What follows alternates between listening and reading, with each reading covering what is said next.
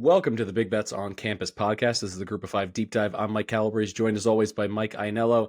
End of the road time here in the college football regular season. Believe it or not, we have made it all the way to week 14, getting that special bonus week for those not in the know when there's early enough, I believe Labor Day, they squeeze in an extra week of the college football season. I'd love to see them do this every year. We're manipulating week 0 and moving things around. There's no reason we can't have all this joy for 3+ months every single fall, but we've enjoyed it along the way. We had a little bit more of a successful week 12, but we don't need to toot our own horn here. Let's get right into our heroes from the previous week and then hit the ground running with our best bet of the week, our G5 High Five and Moneyline Underdog Parlay.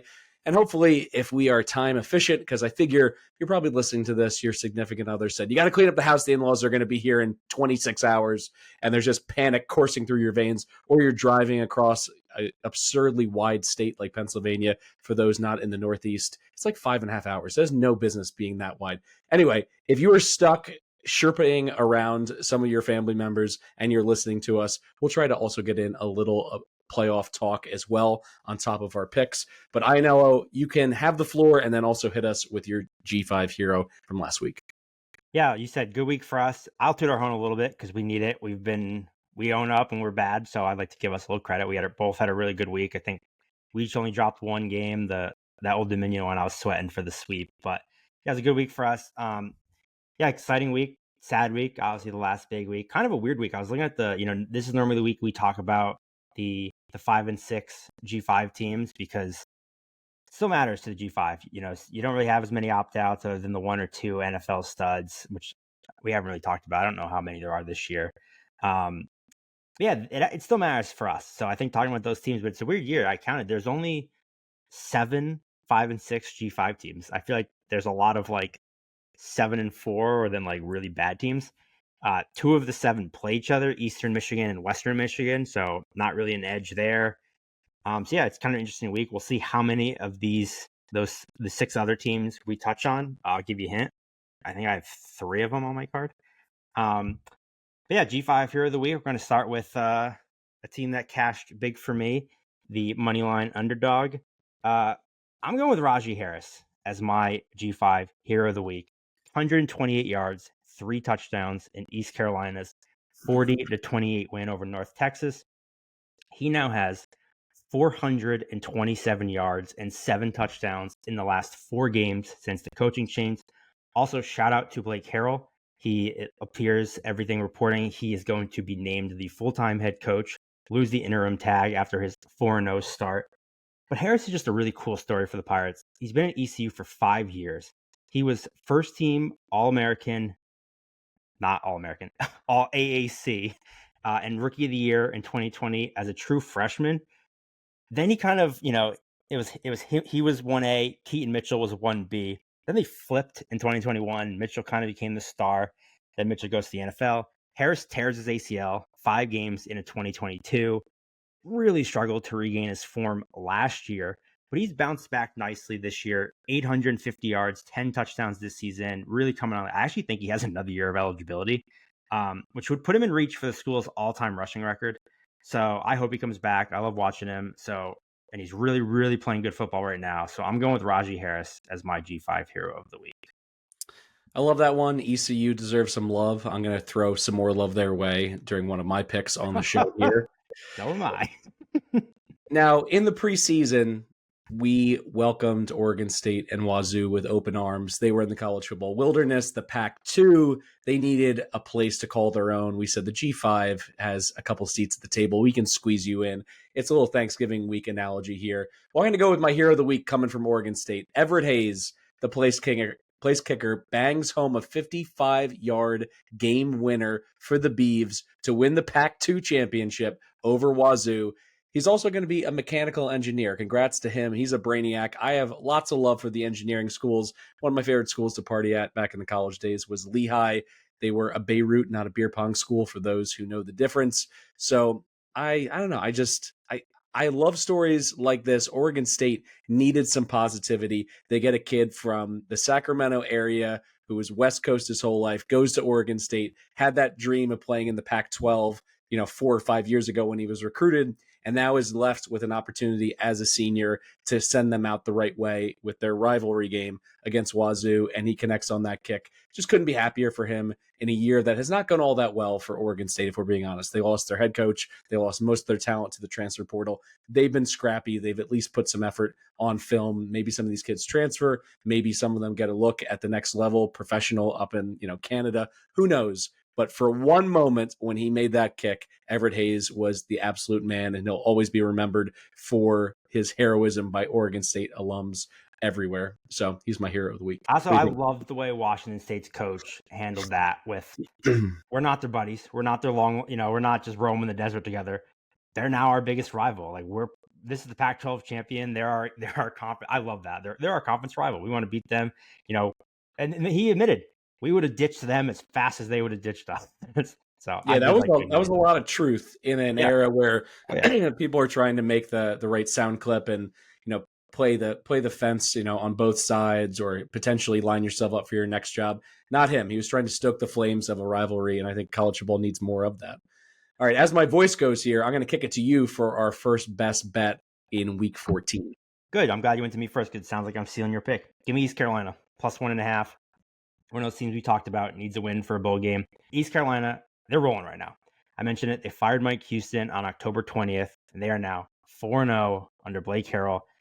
All reports coming out. If you're listening to this we're recording Monday. By the time you hear this, he probably already is named the full-time head coach. But it's kind of funny that Harrell was the team's defensive coordinator, but this offense has been humming. They switched quarterback to Kaiten Hauser. He has 16 touchdown passes in 5 games as the starter. He's averaging over 300 yards per game. They got the win over North Texas, and Chase Sowell and Winston Wright both didn't even play in that game. But their receiving room is really talented. It's really deep. I'm hoping to get the 2 of them back. But Anthony Smith and Yannick Smith both went over 100 yards against North Texas. But as I mentioned at the top, the biggest improvement has been the run game with Harris. The Pirates have rushed for over 220 yards in each of their last 4 games. They have 11 rushing touchdowns in that stretch. Harris is averaging 7 yards per carry since Harrell took over as the head coach. And ECU is averaging 45.8 points per game since he took over, 500 total yards per game in the 4 games with him as a coach. And look, Navy they can't stop the run. They're 111th in the country in rushing success rate allowed. I think Harris will have a very good game against this defense. The midshipmen, they've lost 3 of their last 4 games. Blake Horvath is clearly injured. It's weird because I think everyone thought he kind of broke his thumb. It looked like a thumb injury against Notre Dame. Well, then he left the Tulane game with a back injury. So he's just bloody and bruised all over the place. So, Navy's coming off a bye week. So hopefully he was able to get healthy. Like, obviously we want Horvath playing.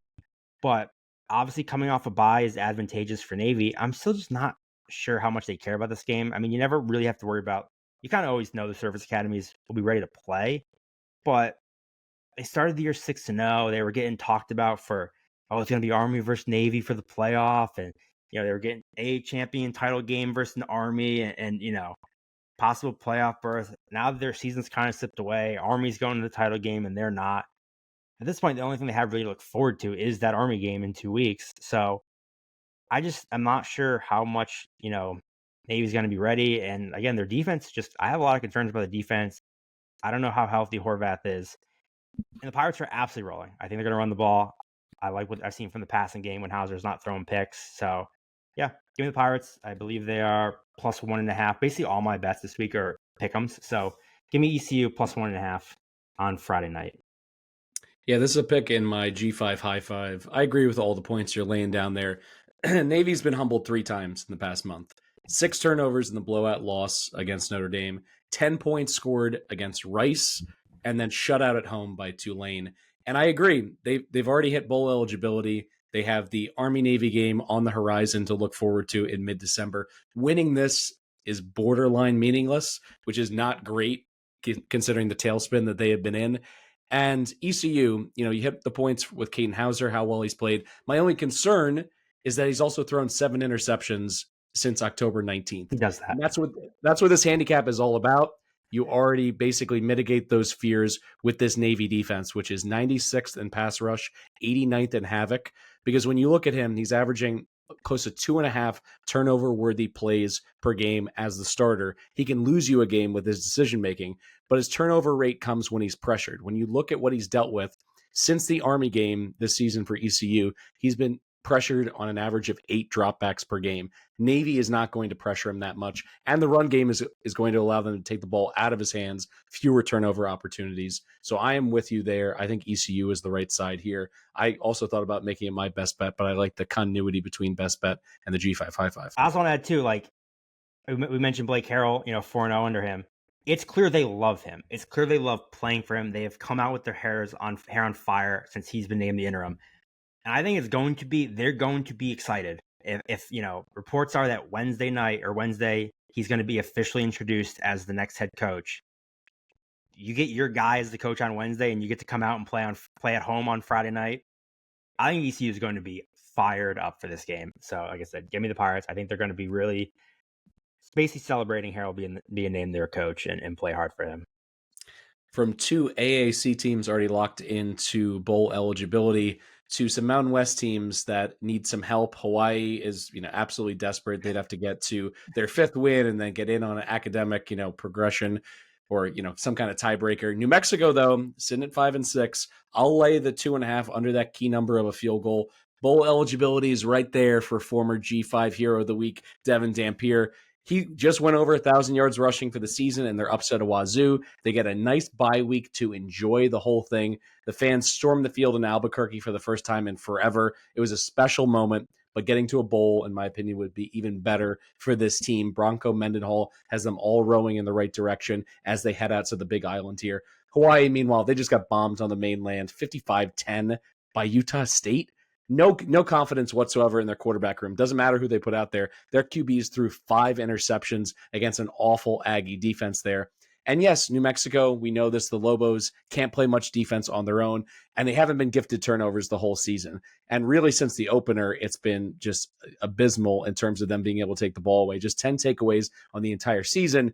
Here come the Rainbows, though, giving the ball away 19 times on the year. That's 104th in the country. They can't stop guys from getting to Schrader or whoever they have at quarterback. They're 94th in pass blocking, 113th in havoc allowed, and their quality drives on offense is now outside of the top 100. Their offense is headed in the wrong direction. They're taking too many negative plays against a Lobos team that we know can move the football. They can run, they can pass, they can hit the big plays in a shootout, which I think is what this game will want to be on the New Mexico side of things. I don't think Hawaii has enough bullets to be able to survive a matchup like that. So I'll go ahead and lay the 2.5 here. I might even get frisky and go with an alternate line, lay it up to 6.5, get plus 160 on my money. Because I think if New Mexico is successful here, they're going to win going away. And it's just going to be another coming out party for Devin Dampier. Go ahead, get the money ready. Keep him out of the portal, Lobos fans, because this guy's the best offensive weapon you've had in a generation. Yeah, I had my high five. There you go. Look at this. This is going to be a quick show.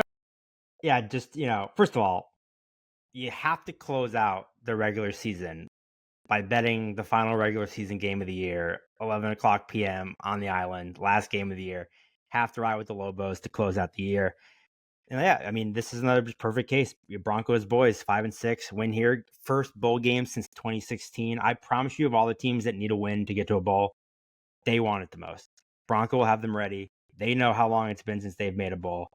Both teams are coming off a bye, so it kind of cancels out. But I think that really helps New Mexico with the travel. They can pick their day. They can go over early. Obviously, we're never going to find beat reports on New Mexico, but they can kind of tailor their travel to whenever they want, get them a little extra day on the island to get acclimated. And, we've bet Hawaii on the pot a lot. And every time I do, I bring up their secondary and, how much I like their DC. That's not going to matter here. They're not like New Mexico's going to run it all over them with Dampier and Sanders.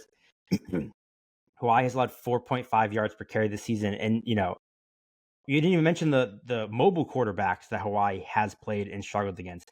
John Mateer rushed for 2 touchdowns against them. Your boy, the Haj Mahal, rushed for 122 yards and a touchdown against them a few weeks ago. They've allowed over 120 rushing yards 5 times this season. They've lost all 5 games. When teams run on them, they beat them. I think they're going to be able to do that this year. The Hawaii offense has just been super inconsistent. I'm not really sure what they're good at. Like their good games have been like these random Shager rushing games, which I'm not really sure. He's not like a mobile quarterback. He had that one game, he had like 4 touchdowns. So yeah, I just think this is a great spot for New Mexico. I think they're gonna be able to run on them, and I think they come out guns a blazing. Hawaii's 4-7 this year. They've won just 2 of their last 7 games. They have nothing to play for. So yeah, I think New Mexico is the better team. I think they're going to be much more motivated. So give me Broncos, boys. Our G5 high five, we've already hit 2 of them, so this is going to be quick in terms of us getting to. I can add one later. I wrote down 2 moneyline dollars. I was going to give you a choose your own adventure. So whichever one you don't choose for the money line, I'll plug back into the high five. We'll do like a recap at the end because I know people are getting hard to track. All right, let's start here. Miami of Ohio, Bowling Green, under 41.5. I've seen this Chuck Martin movie before. The dude took Grand Valley State to 3 D2 national titles, won 2 of them. He takes over a Red Hawk program that was winless the season before he gets them. He took a long time, brick by brick, defensive stop by defensive stop, to build this program. Last year, all the hard work pays off. They go 11-3 overall. They win the MAC title. Held their last 5 opponents of the season to 10 points per game. They did it with special teams. They did it with defense. This year, it was going in the opposite direction. They were in a tailspin. They opened 1-4 straight up. Losses to 3 Power 4 teams and a roadie at Toledo. It was looking bleak. Well, they've won 6 straight since then, holding teams to 13 points per game. So it's a very similar script to the kind of football that they were playing at the end of last year. Bowling Green has also been holding it down defensively, giving up just 14 points per game across their last 5.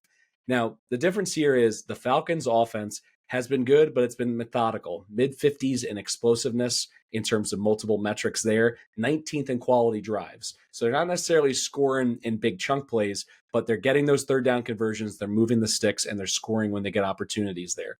But Miami is top 20 in quality drives allowed, and they're one of the stingiest teams in the entire country in limiting explosives. They're number 2 in a few of those metrics. So this is just not a game that I see getting away from either side because there's some wild offensive fireworks going on in this one. And as of right now, it's a MAC game. It's in late November. Gusty winds up to 20 miles per hour. The long-term forecast is calling for snow. This one's so macky it hurts. I want to see like a 17-13 final. Hopefully it's our Bowling Green Falcons pulling it out, but I think under 41.5 is the way to go here. You did not mention potentially the best argument for your under. Fire when ready, bud. Not that we want this. Harold Fannon's questionable. He is a game time decision. He left the last game halfway through the third quarter. If Harold Fannon doesn't play, that really takes a big chunk out of the Bowling Green offense. I have a question for you. And I'm glad you brought this game up. We both have Bowling Green futures to win the MAC. I feel like everyone in the BBOC universe has some part of the Bowling Green Falcons this year. I have them plus 700. Not sure what number you got. Assuming our listeners listen to us, I'm guessing a lot of our listeners have a Bowling Green future. This is a 2-point spread right now. You throwing a little on Miami, Ohio to hedge that? Winner of this game goes to the title game, likely against Ohio. Are you sprinkling a little Miami, Ohio money line to kind of hedge your Bowling Green future? When we all wake up on Friday morning, if Fannon is a go, I'm sticking with my boys. If he is not playing, I think it is worth hedging, at least enough so it doesn't sting so badly to lose. Yeah, I would basically play whatever just gets your money back for the ticket. I wouldn't do like the, I'll profit either way thing. Just like sprinkle enough to basically get a free ride on Bowling Green winning it. That's kind of how I would play it. All right, what do you have next? All right, you're not going to like this one. Give me South Alabama, +1 against Texas State. I know you've been on the Bob's bandwagon all year, but I just kind of think South Alabama is a better team. They're +1 at home on Friday night. They're both 6-5, but look at South Alabama's losses. North Texas and Gio Lopez's first start, before the defense absolutely went to shit. They lost to Ohio without Lopez, so it's going to be in the MAC title game. And then they lost to LSU, Arkansas State, Georgia Southern. Those are all pretty respectable losses. Texas State has losses to Sam Houston, Old Dominion, and a really bad one to Georgia State last week. Gio Lopez is an electric quarterback, 17 touchdowns, just 3 picks on the year. He averages 43 yards rushing per game. He's got 6 rushing scores. The Jaguars have a pair of stud running backs I really like. Fluff Bothwell, All-American first team, name team. Kentrell Bullock has also been really good. Fluff is averaging 7.2 yards per carry. No fluff there, Mike. Just bowling ball straight ahead. Got 11 touchdowns. And, we expected Texas State to have the best offense in the Sun Belt, and they rank 17th in offensive success rate. South Alabama ranks 6th in the country. So their offense has been really good. They're averaging 6.7 yards per play on the year. And Texas State surprisingly has pretty good defensive numbers, but I mean, I don't think they've really played a good offense all season. Who's the best offense they played? Like Arizona State or Louisiana, maybe? I'd probably say Arizona State, just in terms of athletes that they've been dealing with. True. I mean, but Louisiana State's the best offense they played in conference. They allowed 6.8 yards per play to them. I mean, last week the Bobcats gave up 52 points and 500 yards to a really bad Georgia State team. So I'm not completely sold on this defense. And South Alabama, they take care of the football. Their offense they don't turn the ball over, which is kind of surprising because Lopez has that like gunslinger feel to him, but he really doesn't turn it over. The offense, I think, can match the Bobcats, and I just think they're playing better football right now. They've won 4 of their last 5 games, and yeah, I'll take them as a short home dog here. All right, I will return the favor. You just said I left out the main argument for a Bowling Green under, which was the absence of Mario Fannin. How about the fact that the Jags are still alive? They own a tiebreaker over Louisiana in the Sun Belt West, and they play on Friday. Louisiana plays on Saturday. So it's not a situation where their destiny is already sewn up one way or the other before they take the field. So they have to lay it all out there. And that's why I'm taking them on the money line for my underdog, part of the parlay. We're going to have 3 picks this whole podcast. I mean, this is pretty incredible because we've not had this kind of synergy the whole season. But, I mean, I think you underplayed it. This Texas State defense is craptacular. They're awful.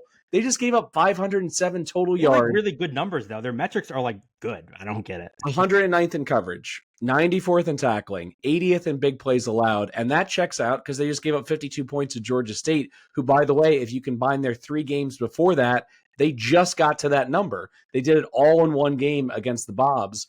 I just don't trust them defensively.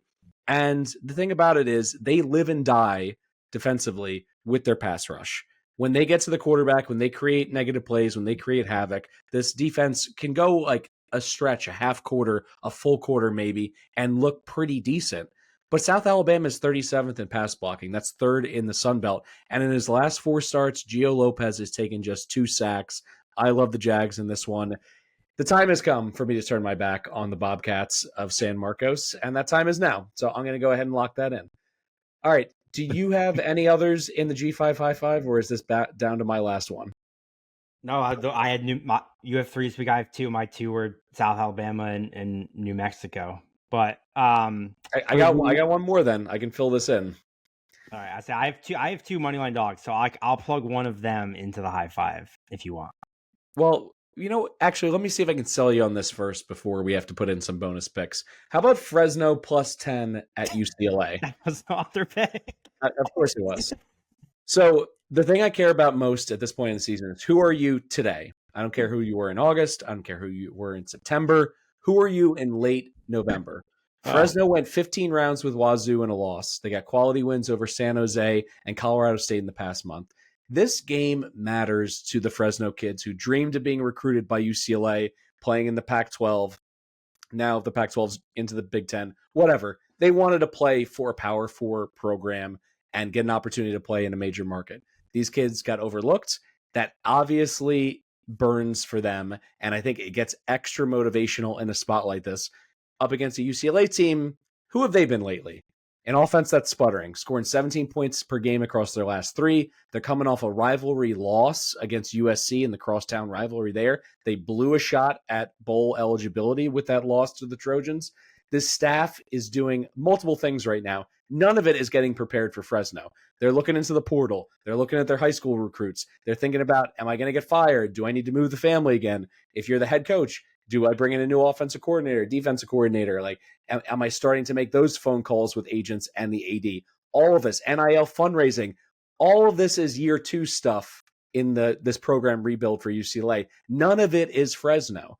So I look at this. I also have the best quarterback in this matchup, Mikey Keene, who, by the way, played really well as a high school senior in the state of Arizona, in Chandler, a football hotbed there that a lot of the Southern California schools usually recruit. Didn't get a phone call from UCLA. I went through his recruiting log and everything. He got one big Power 4 offer that was from Iowa State. He's been locked in down the stretch here. Last 4 games, completing 78% of his passes, 9 passing TDs. I think the Bulldogs are way undervalued in this game. I'm going to sprinkle on the money line too. If you can get 10, that's great.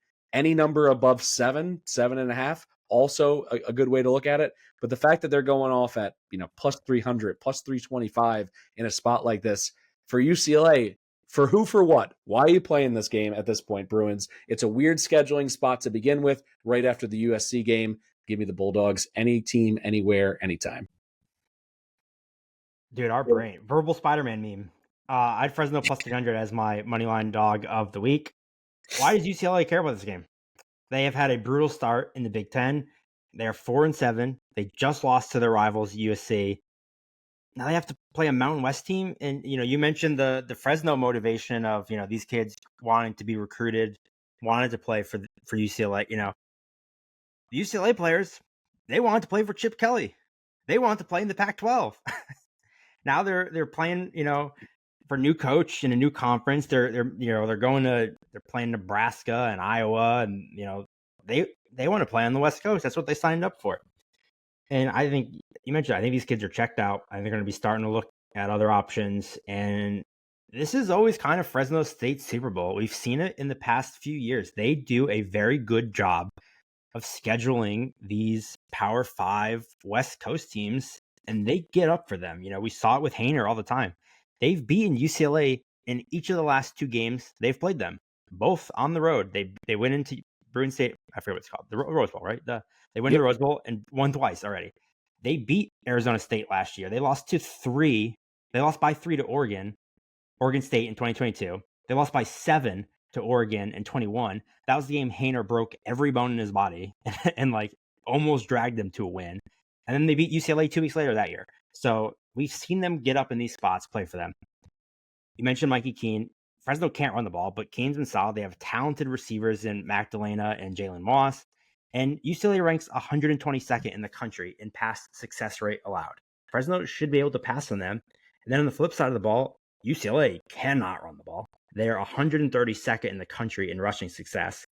And that plays into the Bulldogs' strength. They're 23rd in the country in pass defense. Now, there is a weird situation going on with Cam Lockridge, who's their best player by a mile. He missed the last 2 games. They said it was like an injury. He got injured in warm-ups against Air Force, and then it was personal reasons. I don't know what he's doing. I hope he plays, but they still have really good corners in Hamilton and Neal. Dean Clark is a very good safety. They've only allowed opponents to complete 53% of their passes this year. That is the 4th best in the entire country. So I think they match up well with the Bruins, and I think they want to end their season with a big upset win over a Big Ten team.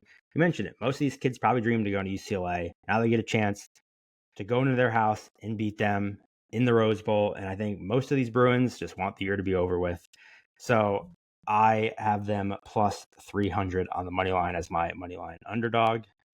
I actually wrote down a backup one just in case. So I think our listeners deserve the backup one. What else do you have? Let's leave it all on the field here in the last regular season week. This is good because I feel better about it because it was kind of a cheap one. So I'll go big with the money line, and then my next one you can plug where you want to plug it. I'm gonna go with Coastal Carolina plus 100 against Georgia State. Ever since they cracked those beers, you cannot quit Tim Beck. By the way, he better be drunk for this game because he didn't crack a beer the next game after I bet him, and then they shit the bet again. But this is another just they need to win to make a bowl. And I don't think Georgia State's good. They finally stopped their 7-game losing streak with that big win over Texas State, as I mentioned. But they're just not a good team. Zach Gibson got hurt against Arkansas State, so they went back to Christian Veilleux last week. He threw 3 touchdown passes, and it was his best game of the season, but he still only has 13 touchdowns, 7 picks on the year. He's completing 57% of his passes. We saw it at Penn State. We saw it at Pitt. It's just not that good of a quarterback. There's a reason they benched him, went to Gibson. The offense got better when they did. And this Georgia State defense is still horrific. They're 121st in the country. And, even in that win, they gave up 44 points. And yeah, obviously, I think Coastal's offense is trash because I don't like Tim Beck, but they have at least run the ball better recently. They've increased their running game since Beck took over play calling. Braden Bennett has 300 yards and 4 touchdowns in the 3 games since they fired the OC. And Coastal's biggest weakness this year has been their run defense, but Georgia State can't run the ball at all. They really haven't tried recently. And like I said, Chanticleers are 5-6. They need a win to reach a bowl here. Georgia State's 3-8. They have nothing to play for anymore. I think Coastal's better. I think they need the game more. So give me the Chants plus 100 against Georgia State, or take them -1, +1, and put it in the high five if you'd like. All right, INL, we're going to get out of here with some turkey talk. You are a new dad. You are a newlywed not that long ago. So you had to go through all right, it's the holidays, maybe hanging out with some new family members, get invited in. Maybe some of our listeners are going through that for the very first time this year. You're walking into a brand new house. You don't know what the situation's going to be food-wise. What is your best bet for anything other than turkey in terms of a side? And what's your long shot that you feel like if they get it right, it has the most upside, the biggest payout potential on the table? Well, see, I love stuffing. Stuffing is A1, top of the list. If I could do it without being judged, I would just get a bowl, fill it with stuffing, and sit there with a spoon and just eat stuffing all day. I love stuffing. So that is my absolute 1-1 first round pick. I think I'm trying to think because I'm kind of a picky eater. Like I don't like squash or yams or all that weird stuff. I'm a big corn guy. Corn's a versatile vegetable. It's a good throw it on your plate. It adds a little color, which you desperately need. You can't just have the gray turkey, the brown stuffing, and rolls. You got to get a little corn. So I usually do that. I'm trying to think what else. I mean, I know the cranberry sauce is highly debated. I'm Got to throw a little bit on there just for a little sweetness. I wouldn't say cranberry sauce is good, but I feel like you have to just throw a little dab on your plate. So yeah, that's kind of how I like to approach it, and just basically as much stuffing as I possibly can eat. For my best bet for a Thanksgiving side, I would go mashed potatoes because you can do a little emergency surgery right there on your plate if it's undersalted, if there's not enough butter. You can just put those extra ingredients on. No one's judging, everyone's Or just focusing on you their just plate. put gravy on it. You just drench it in gravy. Exactly. It's no matter how bad those potatoes are, they can be salvaged. In terms of like surprising upside, I'm a green bean casserole guy. I feel like if you put those little, crispy onion straws on just about anything, it elevates it by, 2 points out of a 10-point scale right there. And it's also a difficult one to screw up. So I think, the upside of it when it's done perfectly right is pretty great. I'm not sure we're breaking any ground here with some of these selections. I will I'm say excited though. You mentioned this is my son was born last December. Those of you who listen to the pod will remember he was born during the Cure Bowl, that disgusting Miami, Ohio App State game. I was watching it in the delivery room as my wife was screaming. So was I, because Miami, Ohio got the held on for the cover there. But I'm excited because 11 months old, and most Thanksgiving foods kind of do have a texture that is very, very suitable for an 11-month-old. So you have, the stuffing, the mashed potatoes, the green beans, some yams, some cranberry sauce. Like, baby can eat all of it. So I'm excited to give him kind of like just a little bit of everything, see what his favorites are. So that's kind of what I'm most excited for this year. I'll also give out one tip if you're trying to impress the extended family. There's always going to be an aunt or a cousin who's just going to bring a pie. Maybe they're a little bit apprehensive about, does anyone like this? Find out who made which pie. Get a little intel ahead of time, and then just make a big show of it, how much you love this, peach cobbler or pumpkin pie. Or, I mean, what are some of your favorites in terms of the pie landscape? I mean, I love pie, apple and pumpkin. Can't go wrong. I feel like I like apple pie more, but I feel like pumpkin pie feels more Thanksgiving-y. So I tend to do one. Here's the move: is you do apple like maybe 45 minutes to an hour after the meal. It's nice and hot apples. Then you take a piece of pumpkin to go and you eat it at like 10:30 at night. perfect. By the way, I'll give one last pro tip for everyone here, especially you kind of started this by saying, if you're in a new relationship, a newlywed, going to the in-laws, going to a house you haven't been to, going around people you haven't been to, or just want to get away from your family, or, whatever the situation is, here's my number one advice for Thanksgiving this year. Memphis, Tulane, over 56.5. That game kicks off at 7:30. Dinner's done. Everyone, dinner's done. You start to have that post-turkey drinks. The IPAs are a little too heavy, so people tend to drink liquor because it's lighter and goes down smoother. The NFL games are going to be absolute dog shit. Nobody wants to watch Cooper Rush versus Tommy DeVito. Convince the whole family to bet the over in the Memphis Tulane game. All your in-laws, uncles, cousins, aunties, everyone, get your grandma, get her app out, get everyone betting this Memphis Tulane game. Everyone a little liquored up. 7:30 p.m. Let's watch a fun game in the AAC Thursday night. And especially if you're like going to the in-laws for the first time and this over cashes, this is a story you will talk about for decades to come. You will be at you and your wife's 10-year anniversary. And you're like, hey, remember that first year we were dating and you won my entire family money, and you will be loved forever. And if it loses, you can blame it on us and we ruin your Thanksgiving. But Memphis Tulane over, just a fun one for the whole family to ride. For Mike Iannello, I'm Mike Calabrese. This has been the Big Bets on Campus podcast. The Group of Five deep dive now in the books for week 14. Here in Feast Week, there's college basketball content as well. If you're over on the BBOC channel, I did a preview of the Maui and Battle for Atlantis tournaments with Tanner McGrath, who's going to be parachuting into some of our college basketball content throughout the season. Greg Waddell, Stuckey, and myself are going to be on your podcast feeds very soon in the month of December, getting into some of the college hoops action there. And then in terms of the big show with Colin and Stuck, their full preview from the trash all the way up to the marquee matchups is on the way. It may be already available by the time you listen to this one. And then we are going to bypass the Saturday show this week, but we'll be back with a live show for Conference Championship Week. And then there'll be, I promise you, a bowl extravaganza. We'll be going through so many of the bowls, giving out our best bets, giving out all of our angles on how to play the brand new 12-team college football playoff, so that you have every opportunity to make some money there and have some fun along the way. Thank you so much for listening. Enjoy Thanksgiving, Black Friday, all the college football on the menu. Thanks again. Have a good one.